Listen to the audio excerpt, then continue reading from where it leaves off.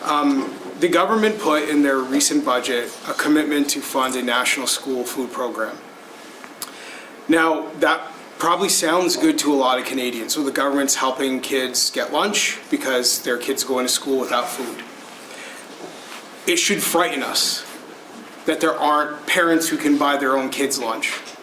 And we talk about what needs to change outside of government policy. It is the idea that the government shouldn't be your daddy. The government shouldn't be your mother, right? We have families, and families should be strong enough to provide for their children. And when they're not, that should break our hearts and make us weep. It should not be used as a justification for the government to have even more influence, even more input, even more control over our lives. I wish more Canadians were offended by the idea that the government wants to buy your kids lunch. Yeah. And the government is making it okay for you to not be able to provide your own children with food. That's a problem. But that is the cultural issue that we encounter, is that every time the government promises to do something for you that used to be done by your own family, that used to be done by your neighbor, that used to be done by your church or your temple, every time the government promises you something, we need to get back to a point where we ask the question, why?